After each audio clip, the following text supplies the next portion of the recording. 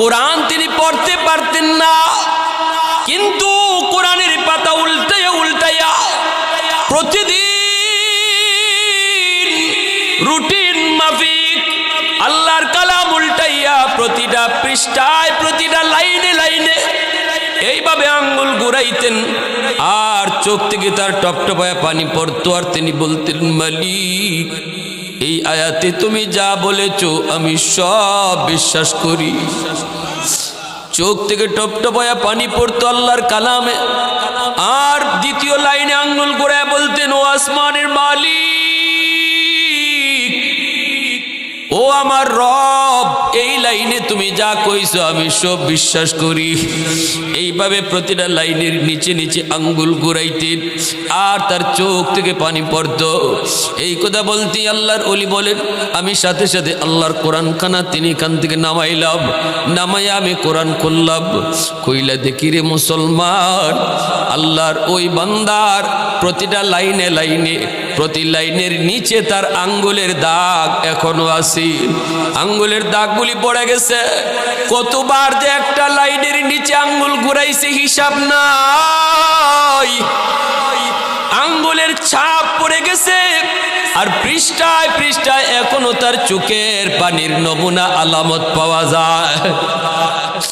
এজন্য আল্লাহ পাক রব্বুল আলামিন এই কোরআনের সাথে তার দিলের মহব্বত থাকার কারণে আল্লাহ পাক দুনিয়ার মানুষকে দেখায় দিছে, দেখো আমার বান্দা মরতে দেরি, জান্নাতের মেহমান হইতে দেরি হয় না।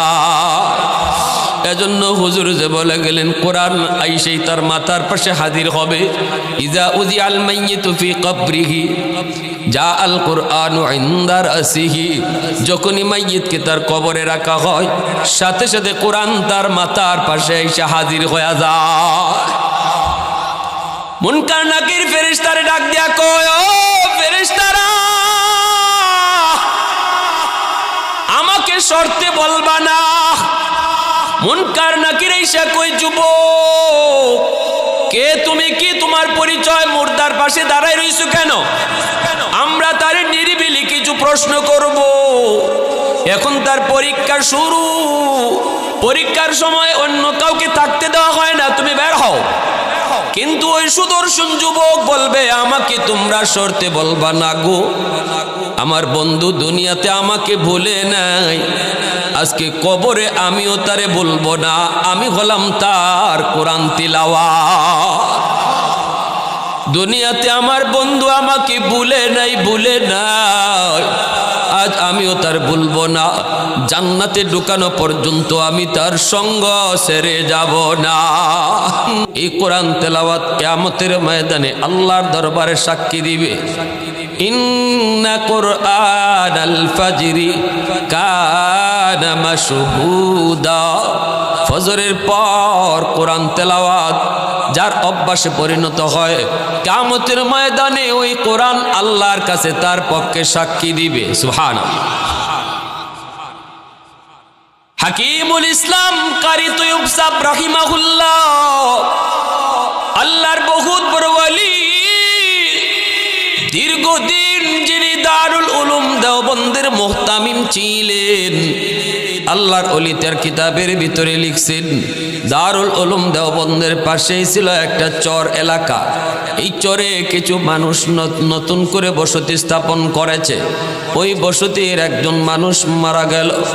মারা যাওয়ার পর এলাকার মানুষেরা তারে কেমনে দাফন করবে, কেমনে তারে গোসল করাবে, কেমনে তারে কবরস্থ করবে, কেউ কিছু বুঝে না, কেউ কিছু জানে না। এখনো আলেম উলামার কোনো আগমন ঘটে নাই, কোনো আলেম তাদের চর এলাকায় বসতিও করে নাই, মাদ্রাসাও হয় নাই, মসজিদও এখনো হয় নাই। এলাকার মানুষ পড়ে গেল বড় বিপাকে। এই মুরব্বী মানুষটাকে কেমন করে তারা গোসল করাবে, কেমন করে তারা দাফন করবে, কিছুই তারা বুঝে না। মেইন রাস্তার মধ্যে লাশটা নিয়ে দাঁড়ায় থাকলো। দেখা যাক ওই এলাকা থেকে, ওই গ্রাম থেকে কিছু মানুষ অফিসে আসা যাওয়া করে, এই রাস্তা দিয়ে যায়, দেখি কোনো মানুষ আসে কিনা। পেয়ে গেল একজন মানুষ, দাড়িওয়ালা টুপিওয়ালা। এই লোকটারে পাইয়াই মানুষেরা কয়, ভাই একটু উপকার করু, আমরা বড় বিপদে পড়েছি, এই মানুষটারে দাফন করব, কিন্তু কেমন করে তারে গোসল করতে হয়, কেমন করে তারে কাফন পরাইতে হয়, কেমন করে তারে দাফন করতে হয় জানি না, একটু সাহায্য করো। মুসলমান এই ভাইটা কয় ঠিক আছে আমি সাহায্য করতেছি, অফিসে একটু দেরিতে যাব। এই বইলা আল্লাহর বান্দা তাদেরকে সাহায্য করলো, কাফন দাফনের ব্যবস্থা করলো, জানাজা পড়ালো। কবরে কিভাবে রাখতে হয় জানে না। মানুষেরা কয় ভাই এতটুকু উপকার করেছো, অন্তত কবরের ভিতরে একটু রাখার ব্যবস্থা তুমি করে যাও রে যুবক। এই কথা বলতে কই ঠিক আছে চলো আমাকে কবরের কাছে নিয়ে চলো। কবরের কাছে নেওয়ার পর তার সে কবরে নামলো, নাইমে আল্লাহর বান্দারে কবরে রাখলো। রাখার পর সে বলতেছে এইবার তোমরা